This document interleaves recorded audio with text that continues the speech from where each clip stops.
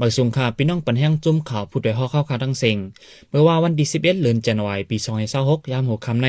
ที่เวียงแสนวีดีวันปังล่อที่ปั๊มน้ำมันหมอกลมฟ้านั้นไฟไหม้รถก๊าซดังน้ำมันเจอไฟลำหนึ่งหมดตึกแถมน้ำมันเสยที่ปั๊ม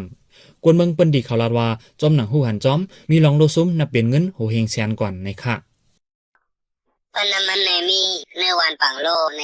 ตั้งกว่าปุ่นลงในเขามาอิ่มกัดเหมือนในกันมองหามองควายทำคำนั้นหน่อยลองรู้สมแบบรู้สมน้ำมันแห่ตาเว้ยค่ะคนก็มีเจอมาเจ็บหังค่ะพวกขาดล้ำได้มันติดสมแบบมอบกันพวกเงินมอบ2 แสนขนาดขนาดสมเสียไปเขามาเสียเขามาวัดไพ่นึงขนาดมันสำเป็นน้ำมันขนาดเราฟอวัดไหนมันขึ้นลูกดีๆเขาก็เข้าใจใจว่าค่ะ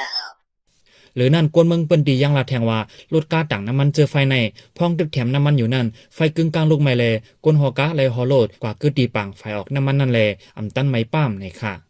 เป็นการซื้อของบาทมันการต่างจิตใจมันต่างเสียก็พวกนี้มันเลยซ่อนถึง2 ปุ้งตั้งใจมันแห่ตั้งใจในใส่ก็มั่วทำขึ้นใส่ทั้งเหลืองขนาดแห่พอใส่ทั้งเหลืองเนี่ยก็ตึกใส่ไว้พยายามไม่ดีเป็นตีใส่มันไม่ให้นั่นแห่เจ้ากลางก็ทำกลุ่มไม่ปั๊มลงมันไหนมันก็ขึ้นหอกปั๊มอากาศทั้งดอกก็ขนาดไม่ทั้งดอกกาเลยก็ไม่หมดขนาดจะเสียงเนี่ยก็จีว่าคือก็ตกใจนั่นไงแบบเป็นโรคแบบนี้เขาก็เอา2 วิวยาเกี่ยวกับเลยไฟไหม้ในสีตีเวียงแสนวีในข่าวดังปีเหลือไว้ไฟไหม้ปั๊มน้ำมันในอ่ำย่อม3 ปอกเมื่อกลางเดือนตุลาคมปี2025นั่นปอกหนึ่งเลยในกลางเดือนธันวาคมปี2025นั่นปอกหนึ่งสีมีลองลูกซุ่มตั้งน้ำในค่ะยามเร็วดิดถึงมากข้าวฟิงฟ้าราศีเข้ามาเย้าแลอยู่ดีเข้าคาก้นเมืองกุดีจอมวานจอมเวงจอมอองดีอันไฟลามไงนั้นติเลยฟังสติไฟในเต้